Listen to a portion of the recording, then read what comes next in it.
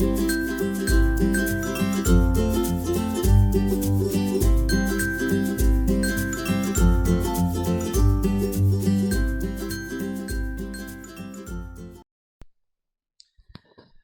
I'm Dr. Michael Scriney, and welcome to the DCU School of Computing PhD Research Series, where each week we take one PhD student and ask them 3 questions about their work.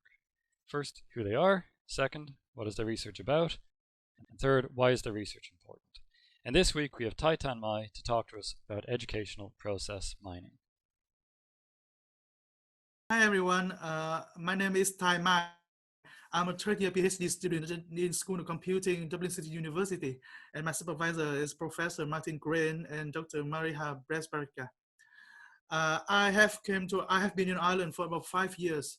I first came to Ireland 5 years ago to do my master's study in Business Information System in UCC, University College Cork. And before doing my master, I was a lecturer in Vietnam in computing and also a software engineer. So mainly focused on the web-based software system and particularly process-oriented system. So I kind of interested in anything about, working process, working workflows or something like that. After I did my master in Ireland, and I was keen on the data analytics topic because I found that with data we can know a lot of interesting things and really helpful for any kind of business. So I started searching for PhD opportunities, and I started to run applications for a research scholarship. And fortunately I got one. So that's why now I'm here. After 3 years in doing PhD in DCU. So basically I have about 20 months left to finish my research, and now I'm in the kind of very rush time to wrap up to writing and finishing the last phase of the research. So to talk about my research, so my research is basically applying the data analytics in educational data. Yeah, because I'm kind of interested in this topic because I was an educator, and now I'm doing data analytics research. So educational data is fit the best for my Asian background and skills now. So basically, what exactly I'm doing? Nowadays, students in the universities using learning management system a lot. So basically a lot of modules, they are conducted through the system, especially some technical oriented modules like programming, for example. They use the system a lot. So basically they attend the class and then they do everything on the system. So what they can do, they read the lecture notes, they read the assignment, and they finish their, they do the assignment, they submit their solutions through the system. So basically, we can say most of the activities are going to be carried out through the learning management system, or LMS. So it means that if we conduct all of the education activity on the system, we can track a lot of activities from them. So, and that's create a very good opportunities for us to monitor the students' learning behaviors and progress. So by tracking them, we can somehow detect if they can potentially successful or unsuccessful in the course, so that the educator can have the interventions or some kind of instruction or further instruction for students during the course to maximize the benefit in the study. So traditionally, actually there is a lot of way to apply data analytics. In this case, now we have a set of data, and typically the data are going to be collected. For example, they're going to base on the background of student, like the previous marks, previous modules, results, and they can base on the attendance of the student in the class, or they can base on even more, advanced relationship between, different kind of modules the student did in the past. So that's going to be good. But the one disadvantage of that approach is that sometimes you cannot collect enough data because there are some data which is not in the system. And for example, you if you want to know the previous background, you have to know the living search result from student. You have to access to different sources of data, and sometimes it's kind of very hard to achieve. And sometimes you have to wait until the previous activity finishes. For example, if you want to know the attendance, if you want to know the previous result, you have to wait the student finish that module. So I want to approach these tasks differently. So in the LMS system now, and or especially the one of in DCU, the system record all of the activities that student interact with the system while studying.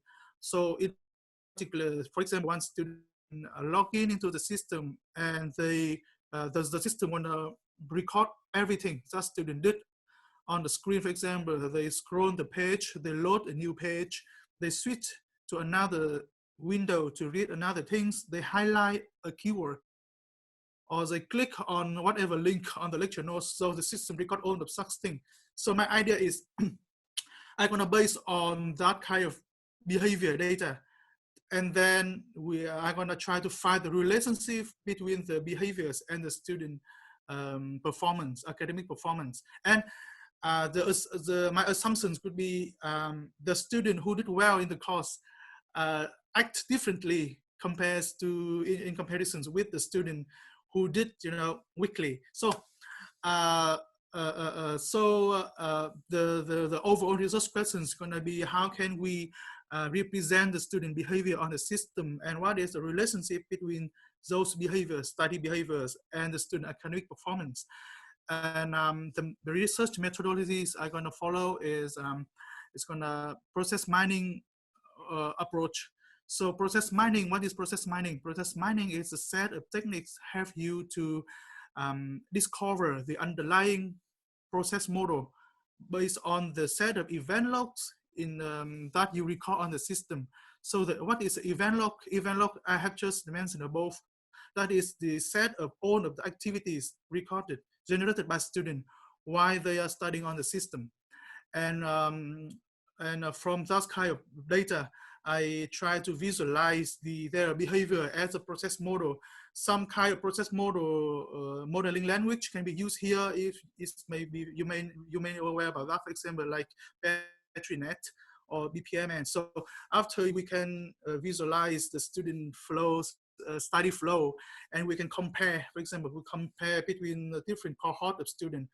An excellent student compares to the weak students, and we know if there are differences between them, and we reach the higher level. So rather than discover, and then we compare, and now we predict. So from that set of event logs again, I apply some kind of different kind of machine learning approach.